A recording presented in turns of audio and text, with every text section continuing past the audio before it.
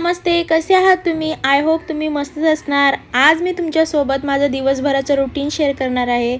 तर सर्वात आधी मी तुम्हाला इथे बीटरूटचं ज्यूस कसं बनवायचं ते दाखवणार आहे। तर असं नुसतंच बीट आपल्या घरात कुणीही आवडीने खात नाही, तर मी याचं ज्यूस बनवून दाखवणार आहे तुम्हाला। तर मी बीटरूट कट केलेत 5-6 आणि नुसतेच बीटरूट मी त्याला फिरवून घेतले आणि आता मी याच्यामध्ये पाणी टाकणार आहे थोडंसं आणि परत वाटून घेणार आहे। तर मी एकदम बारीक वाटून घेणार आहे। हे ज्यूसरचं भांडं आहे माझ्याकडे आणि ह्या मी चाळणीवर टाकून याच्यामधला जो ज्यूस आहे तो सर्व काढणार आहे दाबून दाबून आणि याचा किस वेगळा करणार आहे आणि ज्यूस वेगळं करणार आहे। तर आपली मुलं असं डायरेक्टली बीट तर खात नाहीत आणि आपल्या शरीरासाठी हे खूप फायदेमंद असतं बीटरूटचा ज्यूस किंवा बीटरूट। तर हे बाहेर पण मिळतं विकत, तर मी बघितलेलं आणि त्याच्यामध्ये गाजर वगैरे पण आपण टाकू शकतो। तुम्हाला हवा असेल तर थोडंसं गूळ पण टाकू शकता। तर हा परत एकदा मी किस फिरवून घेणार आहे पाणी टाकून आणि परत मी तो दाबून ज्यूस त्याच्यामधला काढणार आहे। तर हे बघा मी दोनदा फिरवून घेतले, तर आता मला असं वाटतंय पूर्ण ज्यूस निघला असेल। तरीही मी थोडंसं पाणी मिक्सरच्या भांड्यातलं अजून एकदा टाकणार आहे याच्यामध्ये आणि आता याच्यातला सर्व ज्यूस निघाला असेल। तर बघू शकता तुम्ही एक बाउल मोठा भरून ज्यूस निघाला आहे। तर आम्ही घरात सर्वच जण पिणार आहेत हे ज्यूस आणि 2 हप्त्यातून 3 हप्त्यातून जसा मला वेळ भेटेल तसं मी हे 1 ग्लास ज्यूस बनवून माझ्या मुलींना देते। आम्ही घरात सर्वच पितो, तर आपल्या जे शरीरात रक्ताची कमी असेल ते पूर्ण होते हे बीटरूटच्या ज्यूसमुळे। तर मी सर्वांनाच देत असते हे ज्यूस। तर सर्वांसाठी बनवले मी, म्हणून हे जास्त क्वांटिटीमध्ये बनवले। बघू शकता तुम्ही आम्ही सर्वच पितो हे ज्यूस आणि आवडीने ते कोणी पित नाही, एवढं जास्त कुणाला आवडत नाही घरामध्ये, पण मी जबरदस्ती देत असते कारण हे भाजीसोबत बीटरूट येतात। तर हे बघा सर्वांनी फिनिश केले आणि हा किस आहे तो मी फेकून देणार आहे आता।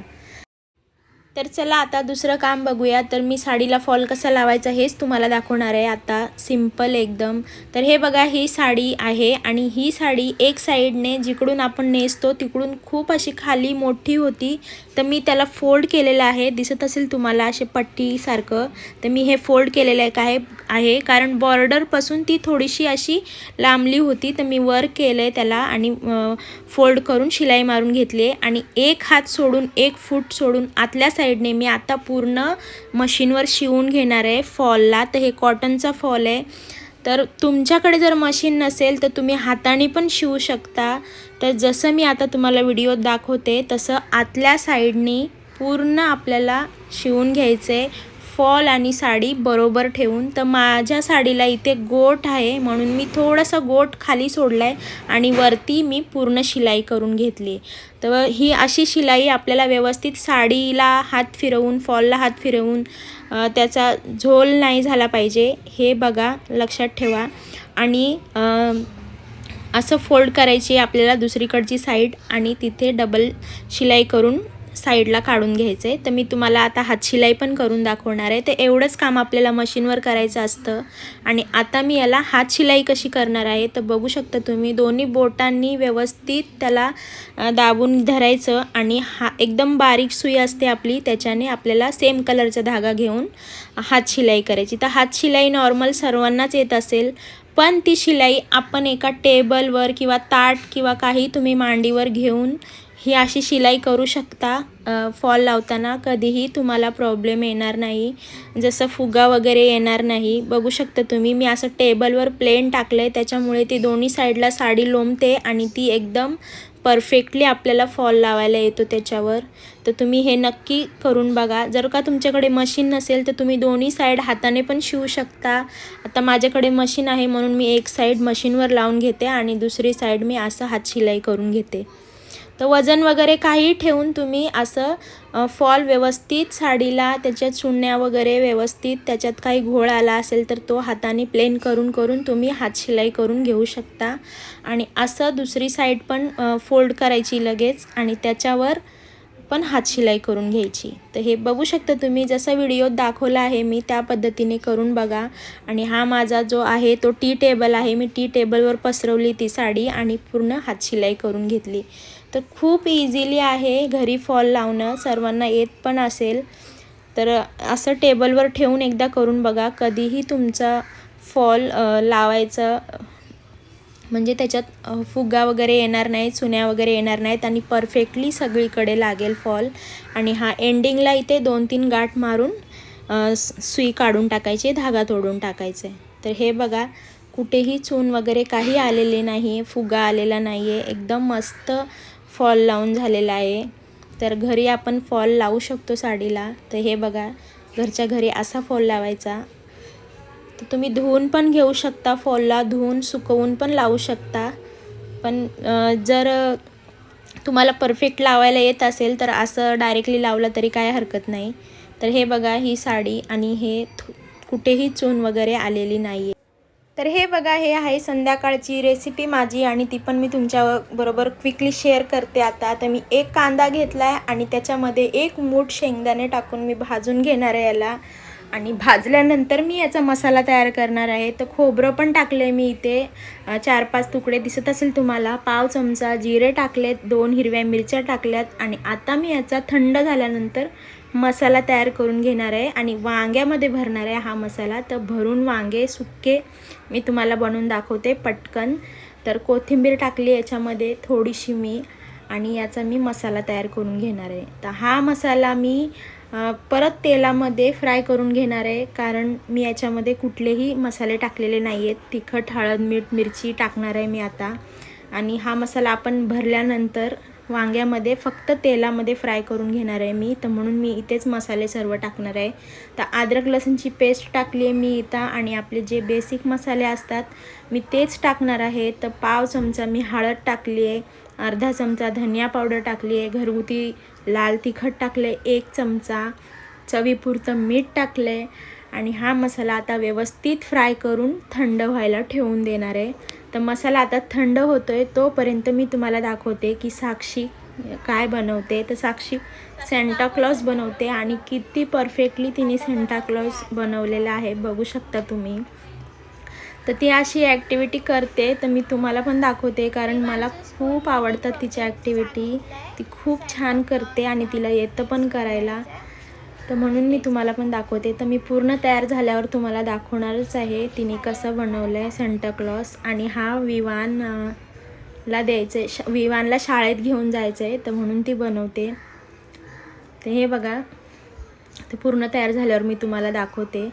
तर हे आहेत वांगे, तर त्याच्यामध्येच तो मसाला भरणार आहे. तो मसाला थंड झाला आहे आता, तर मी वांगे कट करते. तर वांगे खूप जास्त केअरफुली कट केले पाहिजेत फ्रेंड्स, त्याच्यामध्ये किडे असू शकतात. तर म्हणून मी, आणि हे गावाकडचे वांगे होते म्हणून मी म्हटलं याचं काहीतरी रेसिपीच बनवते, चांगलं खाण्यात तरी जातील. तर म्हणून मी हे असं मसाला वांगा बनवलं आहे याचं. तर खूप टेस्टी झाला होता फ्रेंड्स, तुम्ही नक्की करून बघा. तर हे बघा, हे असा मसाला भरला आहे मी याच्यामध्ये, आणि फक्त मी आता याला तेलावर शिजवून घेणार आहे. तर जर का कोणी वांगे खात नसतील तर असं करून बघा फ्रेंड्स, तुम्हाला नक्कीच आवडतील असे वांगे. आणि आपल्याला याला झाकण देऊन शिजवून घ्यायचे. तर अजून एक मी तुम्हाला वांग्याचीच रेसिपी दाखवते. तर मी फ्रीजमध्ये वांगं होतं माझ्या, तर मी म्हणून त्याचे भजे बनवणार आहे आज.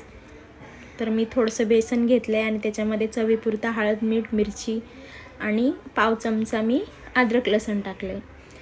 तर पाणी टाकून मी याचा व्यवस्थित घोळ तयार करून घेणार आहे, कारण आपल्याला वांग्याचे भजे बनवायचे. तर हे बघा, मध्ये मध्ये असं झाकण उघडझाप करून याला चेक करा आणि व्यवस्थित वाफेवर शिजू द्या. 5-10 मिनटात तयार होतील हे मसाला वांगे, पण खूप टेस्टी बनतात. तर अजून याला 5 मिनटं गरज आहे झाकण द्यायची. तर तोपर्यंत मी इथे तेल वगैरे ठेवलेलं आहे गरम करायला. आणि जेव्हा आपल्याला भजी करायचे तेव्हाच आपण वांगं कट करायला घ्यायचं, नाही तर हे वांगं खूप लवकर काळं पडतं. तर मी आता तेल वगैरे गरम करायला ठेवलं आहे आणि वांगं कट करून घेतलं आहे. तर हे वांगं आपल्याला जस्ट त्या घोळमध्ये डीप करून फ्राय करून घ्यायचे. तर हे पण वांगं असंच फ्रीजमध्ये ठेवलं होतं, वेस्टच गेलं असतं, कारण हे असं वांगं आमच्या घरात कोणी खात नाही. तर भजी तरी केल्यावर कोणीतरी खाईल आणि खाण्यात जाईल, ते फेकण्यात जाणार नाही, म्हणून मी असं भजी ट्राय केलेत वेगळे. तर खूप टेस्टी झाले होते हे पण. तर बघू शकता तुम्ही, आता हे वांग्याचे भजे पण झाले आणि याच्यानंतर मी मिरचीचे भजे पण केलेत. हे बेसन जे आहे ते उरलं होतं, एक वांगं फ्राय करूनही बेसन उरलं होतं, म्हणून मी याच्यामध्येच मिरच्याही होत्या फ्रीजमध्ये, 4-5 मिरच्या टाकून मी याच्यामध्ये लगेच फ्राय केल्या आणि तेही तुम्हाला मी दाखवणार आहे. तर हे बघा भजी तयार झालेत आपले आणि वांग्याची भाजी पण तयार झाली आहे. तर या स्टेजला मी आता गॅस बंद करून टाकणार आहे. तर फ्रेंड्स खूप टेस्टी झालती हे असे वांगे, तुम्ही नक्की करून बघा.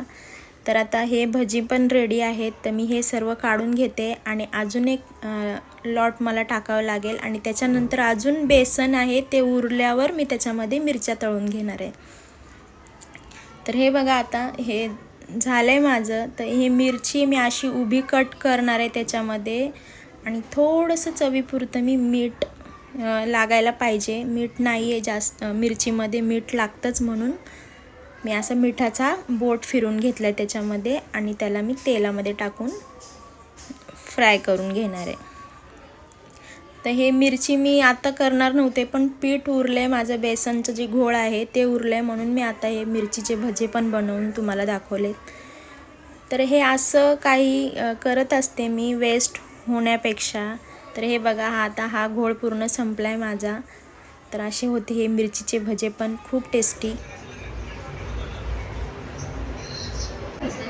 दाखव.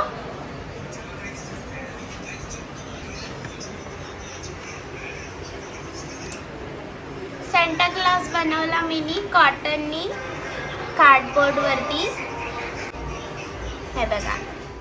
तर फ्रेंड्स असा होता माझा आजचा व्हिडिओ, माझे रेसिपीज, माझे व्हिडिओ तुम्हाला आवडतात का नाही मला कमेंट करून नक्की सांगा आणि लाईक शेअर सबस्क्राईब करायला विसरू नका. Bye bye friends, take care.